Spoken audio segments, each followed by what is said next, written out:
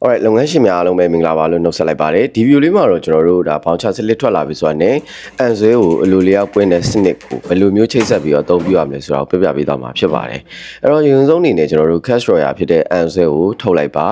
ဂျက်ဘူးထဲမှာကျွန်တော်တို့အခုလိုမျိုး cable ကြိုးတစ်ချောင်းတွေ့ပါလိမ့်မယ်အဲ့ဒီ cable ကြိုးလေးကိုဒါအန်ဆွဲရဲ့အောက်မှာပါဝင်တဲ့ plug ကိုတစ်ချက်တက်ပြီးပြီဆိုလို့ရှိရင်တော့ကျွန်တော်တို့ဒါ printer လေးကိုတစ်ချက်ထုတ်လိုက်မယ်ပေါ့နော် printer ရဲ့နောက်ကျောမှာဆိုလို့ရှိရင်ကျွန်တော်တို့ဒီ USB cable ထိုးရမယ်ကျွန်တော်တို့အပေါ်လေးပါတယ်အဲ့ဒီကိုတစ်ချက်တက်ပြီးရင်တော့ကျွန်တော် printer ကို power ကျွေးဖို့အတွက် USB adapter ကိုတစ်ချက်တက်ပြီးတော့ကျွန်တော်တို့ power လေးဖွင့်လိုက်ပါဗောနော်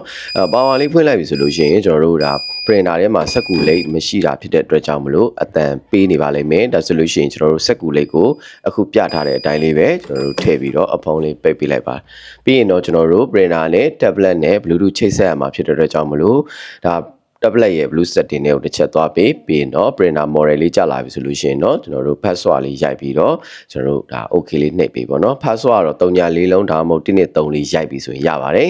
save ပေါ်ဝိုင်းရပြီပေါ့နော်ပြီးရင်တော့ကျွန်တော်တို့ AIPOS software တွေကိုဝင်ပြီးတော့ setting တွေကိုတစ်ချက်သွားပေးပါပြီးရင်တော့ကျွန်တော်တို့ printer setting တွေဝင်ပြီးသွားပြီဆိုတာနဲ့ app printer ကိုတစ်ချက်နှိပ်ပေါ့နော်ဒီထဲမှာကျွန်တော်တို့က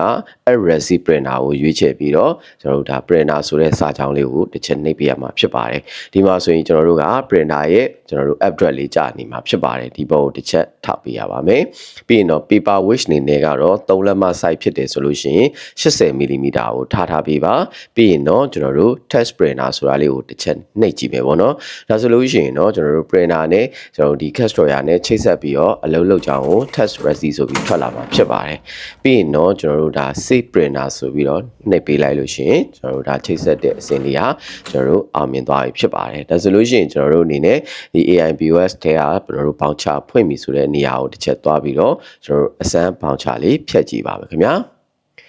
printer ချိတ်ဆက်နည်းနဲ့ပတ်သက်ပြီးတော့အသုံးပြုနည်းနဲ့ပတ်သက်ပြီးတော့အရှိမှလည်းကျွန်တော်အကျေတဝင်းပြောထားတာဖြစ်တဲ့အတွက်ကြောင့်မလို့ဒီဟာလေးကြည့်ပြီးတော့ကျွန်တော်တို့နားလည်မယ်လို့ထင်ပါတယ်ဒါဆိုလို့ရှိရင်ကျွန်တော်တို့စလစ်လေးထုတ်လိုက်ပြီဆိုတာနဲ့အခုလိုမျိုးစလစ်လေးထွက်လာမယ်ပြီးပြီဆိုလို့ရှိရင်တော့ပတ်စံလေးကျွန်တော်တို့အမ်ဖို့အတွက်အန်ဆွဲကိုအလိုလျောက်ဖွင့်ပေးမှာဖြစ်ပါတယ်โอเคဒီဗီဒီယိုလေးကိုကြည့်ပြီးတော့ကျွန်တော်တို့ဒါအသုံးပြုတဲ့အပိုင်းလေးကိုအဆင်ပြေမယ်လို့ထင်ပါတယ်ဆိုတော့နောက်ဗီဒီယိုမှာကျွန်တော်တို့ပြန်ပြီးတော့တွေ့ပါမယ်ခင်ဗျာ